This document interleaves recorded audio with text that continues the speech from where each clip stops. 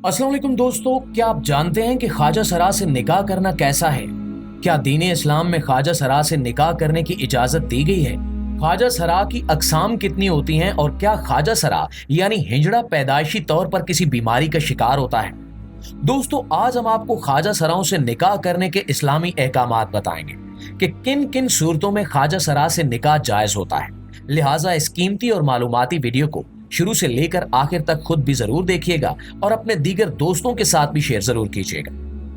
नाज़रीन ग्रामी, ख्वाजा सरा, हिजड़ा, मुखन्नस या फिर तीसरी जिन्स, ये वो नाम है जिन्हें मुआशरे में इज्जत की निगाह से नहीं देखा जाता। इस कम्युनिटी के अफराद को नफरत का निशाना बनाया जाता है, जैसे ये किसी तीसरी दुनिया के बाशिंदे हो। मगर हकीकत यह है कि अल्लाह ने इन्हें दीगर इंसानों की तरह आजाद पैदा किया है और इनके भी इतने ही हुकूक हैं जितने नॉर्मल इंसान के होते हैं। अब सवाल ये भी है कि क्या हिजड़ा पैदाइशी तौर पर किसी बीमारी का शिकार होता है और क्या ख्वाजा सरा मियां बीवी की किसी गलती की वजह से पैदा होते हैं? इस बारे में जानने के लिए साइंसी तहकीक को मद्देनजर रखना इंतहाई जरूरी है। 1942 में एक अमरीकी डॉक्टर ने एक तहकीक पेश की जिसने अपनी रिसर्च में एक बीमारी क्लिनीफिल्टर सिंड्रोम दरियाफ्त की जो कि इसी नाम से मंसूब की गई। इस तहकीक के मुताबिक हिजड़ा या ख्वाजा सरा इंसानों में मर्द या औरत की तरह से कोई तीसरी सिनफ नहीं बल्कि एक जिस्मानी बीमारी है। अल्लाह ताला ने इंसानों को मर्द और औरत के रूप में ही पैदा फरमाया है, लेकिन जिस तरह दीगर पैदाइशी बीमारियों की वजह से अक्सर बच्चों में पैदाइशी अंधा, गूंगा और बहरापन आ जाता है, तो बिल्कुल इसी तरह क्रोमोसोम्स एक्स और वाई की तादाद की अदम मुताबिकत की वजह से बच्चे की जिन्स का तयन नहीं हो पाता और बच्चा पैदाइशी तौर पर एबनॉर्मल पैदा होता है। इन क्रोमोसोम्स की तब्दीली को म्यूटेशन कहा जाता है। नस्ल इंसानी की अफजाइश और इर्तिका में इन क्रोमोसोम्स को मरकजी अहमियत हासिल है। एक नस्ल से दूसरी नस्ल तक नस्ली और इंसानी खसूसियात की मुंतकिली का काम जीन्स के जरिए होता है और ये जीन्स क्रोमोसोम्स पर मुश्तमिल होते हैं। हर इंसान में 23 क्रोमोसोम्स के जोड़े पाए जाते हैं और हर जोड़ा 2 क्रोमेटियन पर मुश्तमिल होता है, यानी मजमूई तौर पर 40 क्रोमेटियन पाए जाते हैं। दोस्तों, साइंस कहती है कि क्रोमेटियन की शक्ल को देखा जाए तो ये अंग्रेजी जुबान के हरूफ एक्स और वाई से मिलते जुलते हैं, इसलिए इनको एक्स और वाई क्रोमेटियन कहा जाता है।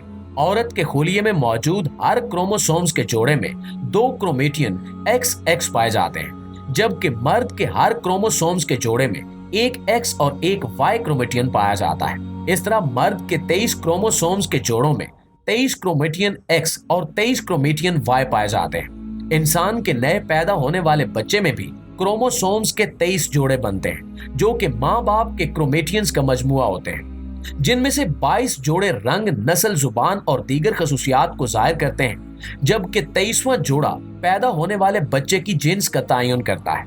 अगर 23वें जोड़े में मां की तरफ से मुहैया किए गए क्रोमेटियन एक्स के साथ बाप के क्रोमेटियन एक्स का ही जोड़ा बन जाए तो बच्चे की जिन्स लड़की होगी, और अगर इसी 23वें जोड़े में मां के एक्स क्रोमेटियन के साथ बाप का वाई क्रोमेटियन जोड़ा बना ले तो बच्चे की जिन्स लड़का होगी। और इसी तरह पैदा होने वाले लड़के में भी क्रोमोसोम्स एक्स वाई के 23 जोड़े होंगे, या लड़की की सूरत में इसमें क्रोमोसोम्स एक्स एक्स के 23 जोड़े होंगे। नाज़रीन ग्रामी, 1942 में क्लिनीफेल्टर ने ऐसी एक बीमारी की तरफ निशानदेही की थी कि जिसके मुताबिक क्रोमोसोम्स की तब्दीली के वक्त मर्दों में बाज औकात एक जायद क्रोमेटियन एक्स पैदा हो जाता है और इस तरह इस इंसानी जिस्म में 40 की बजाय 47 क्रोमेटियन पाए जाते हैं और नतीजतन 23वां बनने वाला जोड़ा एक्स एक्स वाई की शक्ल में सामने आता है, जिससे एक एबनॉर्मेलिटी पैदा होती है जिसको साइंसी जुबान में XXY47 और आम फैम जुबान में क्लिनीफिल्टर सिंड्रोम कहा जाता है।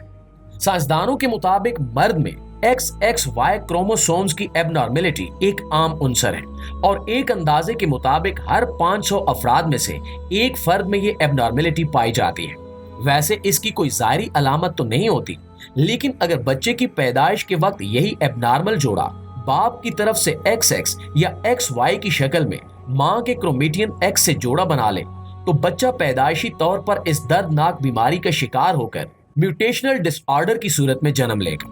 यहाँ पर वाज़ेह रहे कि मां की तरफ से हर सूरत एक ही क्रोमेटियन एक्स आता है, जबकि बाप की तरफ से एक्स या वाई दोनों में से किसी एक क्रोमेटियन के आने के मुसावी इम्कानात होते हैं। यानी बच्चे की जिन्स का तयन मुकम्मल तौर पर बाप के क्रोमेटियन पर मुनहसर होता है और बदकिस्मती से अगर बाप की तरफ से बच्चे को दोनों क्रोमेटियंस यानी XY का तोहफा मिल जाए तो माँ के X क्रोमेटियन के साथ मिलने से एक ख्वाजा सरा जन्म लेता है, जो दुनिया में आते ही ऊंची नाक और गैरतमंद बाप के लिए एक गाली बन जाता है और माँ और बच्चे को इस नाकर्दा गुनाह की सजा मरते दम तक भुगतना पड़ती है। प्यारे पाकिस्तानियों, ख्वाजा सरा पैदाइश के वक्त तो अपने साथ वो तमाम हकूक लेकर आता है जो एक नॉर्मल और सेहतमंद बच्चे को हासिल होते हैं, मगर वक्त के साथ साथ ये हकूक इस तरह से सलब किए जाते हैं कि अल्लाह की पनाह। ख्वाजा सरा की 3 किस्में होती हैं। एक ख्वाजा सरा वो होते हैं जो मर्दों के करीब करीब होते हैं, एक वो होते हैं जो औरतों की तरह होते हैं और इनके पोशीदा आज़ा औरतों की तरह होते हैं। तीसरे ख्वाजा सरा ऐसे हैं जो ना तो मर्द होते हैं और ना ही औरत, जबकि कुछ ख्वाजा सरा बनावटी होते हैं जैसा कि पाकिस्तान में अमूमन पाए जाते हैं। हकीकत में वो मर्द होते हैं लेकिन अपने आज़ा बदल लेते हैं और मेकअप कर लेते हैं। इन लोगों के बारे में रसूलुल्लाह सल्लल्लाहु अलैहि वसल्लम ने फरमाया कि जो लोग औरतों की मुशाबहत इख्तियार करते हैं उन पर अल्लाह के नबी की लानत है। ख्वाजा सराओं के हवाले से एक सवाल जो अक्सर पूछा जाता है वो ये है कि क्या ख्वाजा सरा से शादी या निकाह करना जायज़ है? इस बारे में इस्लाम क्या हुक्म देता है? इस बारे में उलमा लिखते हैं कि जब तक इनकी जिन्स मालूम ना हो जाए, यानी ये पता न चल जाए कि ये मर्द है या औरत, उस वक्त तक निकाह जायज़ नहीं। जब पता चल गया कि ये मर्द है तो इसका औरत के साथ निकाह करना जायज़ है। अगर औरत है तो किसी मर्द के साथ निकाह करना जायज़ है। जब इसकी हियत मालूम हो जाएगी तो इसकी जिन्स मालूम करने पर इसका निकाह किया जा सकता है और इसी तरह विरासत में भी हिस्सा मिलेगा।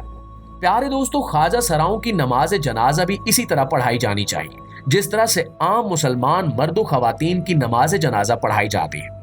फतवों के मुताबिक ख्वाजा सराओं का जायदाद में भी हिस्सा होता है और जो वालिदैन इन्हें जायदाद से महरूम करके इन्हें घर से निकाल देते हैं, इनके खिलाफ हुकूमत को कानूनी कार्रवाई करनी चाहिए।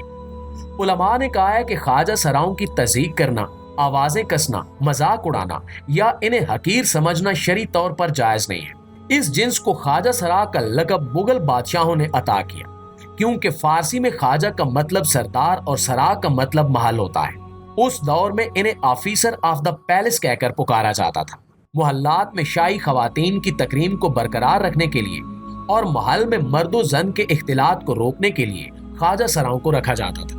मुगल दौर में इनकी बड़ी इज्जत की जाती थी, मगर फिर जमाने ने गर्दिश ली और ये गली गली तहकीर का निशाना बनने वाली मखलूक बन गए। इस हवाले से अगर कुरान करीम की तालीमात को पढ़ा जाए तो मालूम होता है कि कुरान मजीद में अल्लाह ताला इंसान की तख्लीक के बारे में मुखातिब होते हुए कहता है कि आसमान और जमीन की बादशाहत अल्लाह के लिए ही है। वो जो चाहता है पैदा करता है, जिसे चाहता है बेटियां देता है, जिसे चाहता है बेटे देता है या मिला जुला कर अता फरमाता है और जिसे चाहता है बे औलाद रखता है। और हमारा ये ईमान है कि अल्लाह ताला की जात गफूर रहीम है। अल्लाह जो चाहता है करता है और अल्लाह किसी पर जुल्म नहीं करता। जी तो प्यारे दोस्तों, ये थी हमारी आज की वीडियो। इस हवाले से आप दोस्तों की राय क्या कहती है कमेंट सेक्शन में हमारे साथ शेयर जरूर कीजिएगा। इंशाल्लाह आपसे मुलाकात होती है अगली वीडियो में। तब तक अपना इर्द गिर्द के लोगों का, अपने प्यारों का ढेर सारा ख्याल रखिएगा। अल्लाह निगहबान।